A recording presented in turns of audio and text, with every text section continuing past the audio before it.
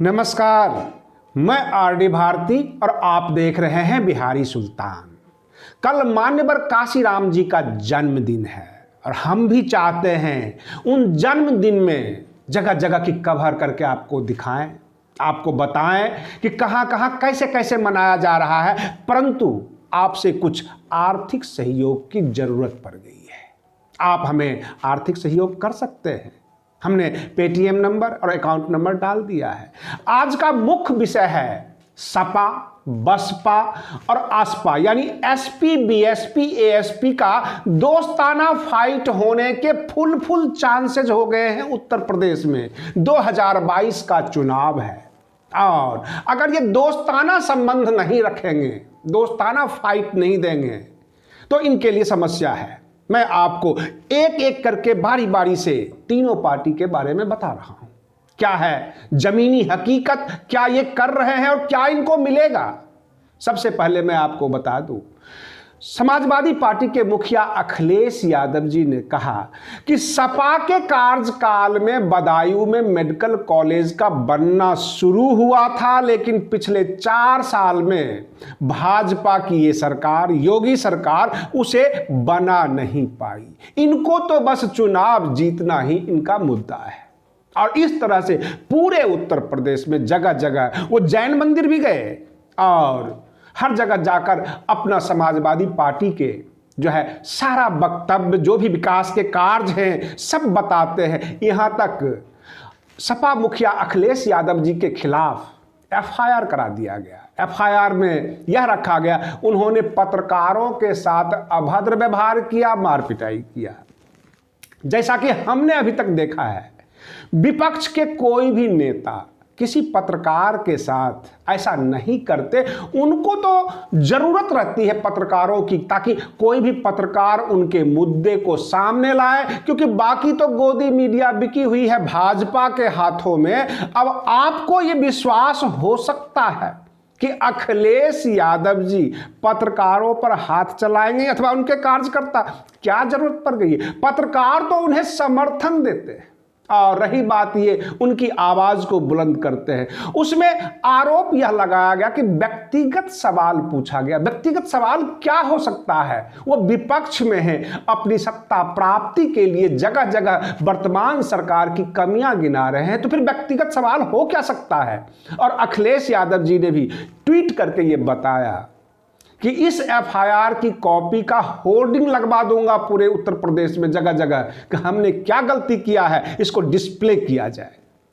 जाहिर सी बात है, सांच को आंच क्या, तो बताएगा ही बताएगा, बोलेगा ही बोलेगा। बहन मायावती जी श्री कृष्ण मेडिकल कॉलेज में जाकर कोरोना का टीका लगवाया और लोगों से अपील किया आप भी कोरोना का टीका लगवाएं, क्योंकि यही एक रास्ता है बचाव का।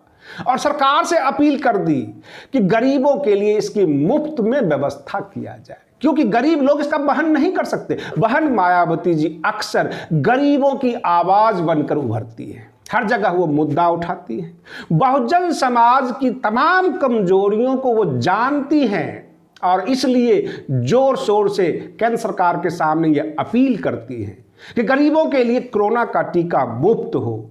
सुधींद्र भदौरिया जी जो बहुजन समाज पार्टी के कद्दावर नेता हैं, उन्होंने साफ साफ कहा किसान आंदोलन के बारे में केंद्र सरकार सोचे, अन्यथा यह बहुत बड़ा कोर्ट में खाज हो जाएगा केंद्र सरकार के लिए, ये बहुत बड़ा मुद्दा बन जाएगा। क्योंकि किसान जो है प्रत्येक धर्म, प्रत्येक समुदाय, प्रत्येक जाति में है, इसकी कोई जाति धर्म नहीं है। इसलिए किसान जो है पूरा जनमानस है, किसान के मुद्दे को जो है देखा जाए केंद्र सरकार से, उन्होंने भी अपील की।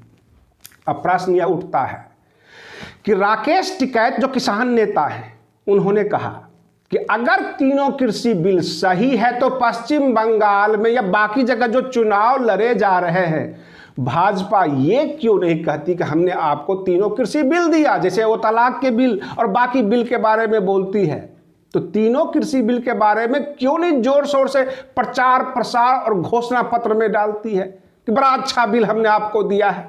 क्योंकि केंद्र सरकार भी जानती है कि तीनों कृषि बिल जो है काला कानून है, इसके ऊपर एक शब्द भी अगर बोलेंगे तो गए काम से।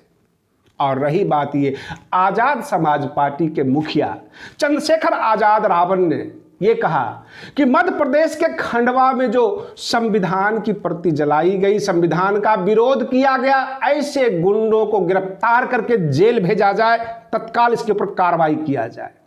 अब हम आते हैं आपके सामने 2022 का उत्तर प्रदेश का चुनाव। हमने जो सर्वे किया है, जो हमने पाया है, चाहे वो आजाद समाज पार्टी के कार्यकर्ता हूं, समाजवादी पार्टी के कार्यकर्ता हूं, बहुजन समाज पार्टी के कार्यकर्ता हूं, सबकी इच्छा यह है बहुजन समाज का वोट ना बटे, अन्यथा भाजपा सत्ता में दोबारा आ जाएगी। सबका कहना एक जैसा ही था। अब गठबंधन करेंगे नहीं, सबकी अपनी अपनी आइडियोलॉजी है, सब अपने अपने दल का मुखिया है, सब अपने अपने दल के राष्ट्रीय अध्यक्ष, केंद्रीय अध्यक्ष, जो भी कह सकते हैं, सब हैं। कोई भी अपनी कुर्सी से नीचे आने को तैयार नहीं। तो एक रास्ता है, इसमें दोस्ताना फाइट हो जाए। गठबंधन तो नहीं होगा, क्योंकि गठबंधन करने को कोई तैयार नहीं। तो दोस्ताना फाइट हो जाए कि जहां पर सपा मजबूत वहां पर बसपा छेड़छाड़ ना करे, जहां बसपा मजबूत वहां पर सपा और असपा यानी एएसपी ये दोनों छेड़छाड़ ना करे, और बहुजन समाज के वोट या सर्व समाज के वोट का बंटवारा ना हो। और ये सबको पता होता है कहां किसके कितने कार्यकर्ता हैं, कौन कहां कितना मजबूत है। 403 सीट है उत्तर प्रदेश के असेंबली चुनाव में। 403 सीट में जिसको 204 205 तक आ जाएगा, 203 भी आ जाएगा, वह सत्ता में आ जाएगा। तो आपके बंटवारा दोस्ताना फाइट में हो सकता है।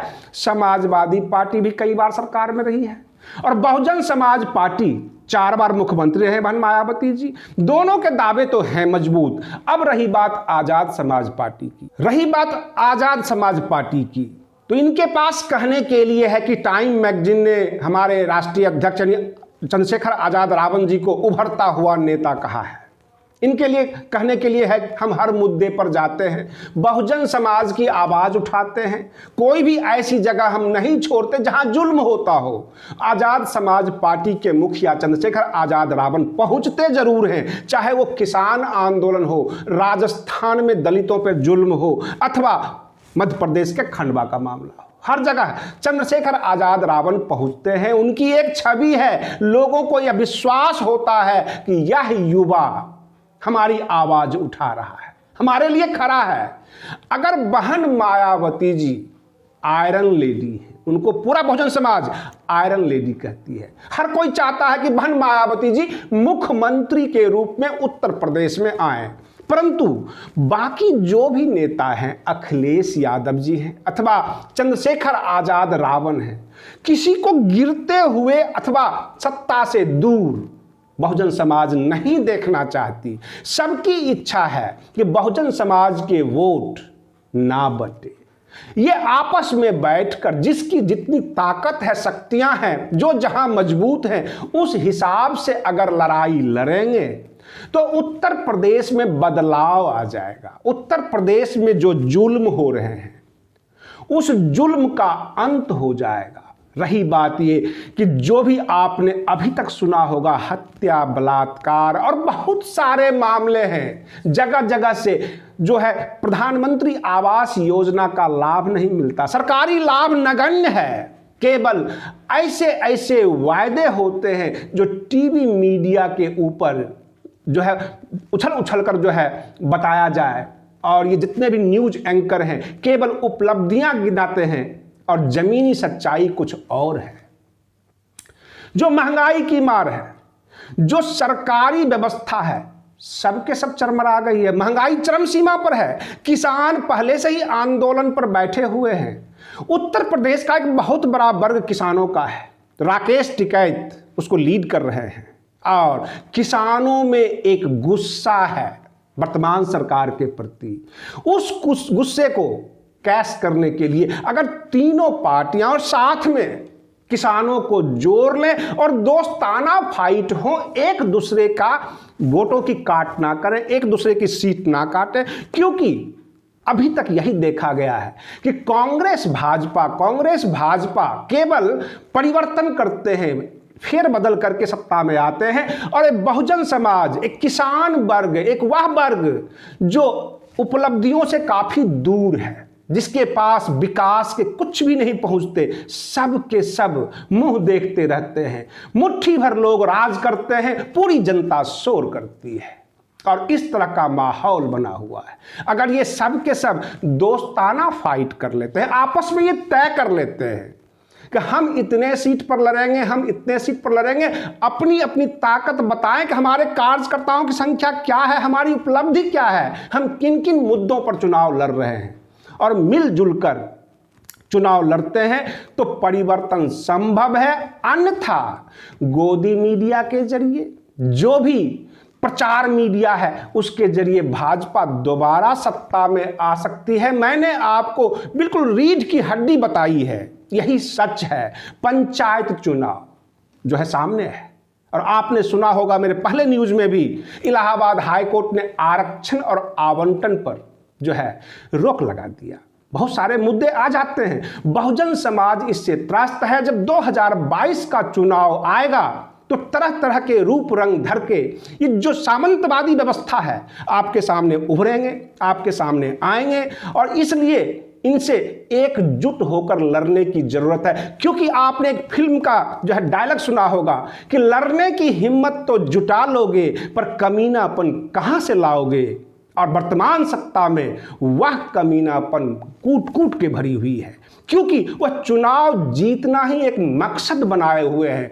पूरे 5 साल में किसी भी राज्य में कहीं न कहीं पूरे देश में चुनाव चलता रहता है, और केवल चुनाव के न्यूज आपको सुनाए जाते हैं, विकास के न्यूज कभी नहीं सुनाए जाते। और इस तरह से वर्तमान सत्ता चल रही है। आप बने रहिए बिहारी सुल्तान चैनल पर। हम फिर मिलते हैं अगले वीडियो में, तब तक के लिए धन्यवाद।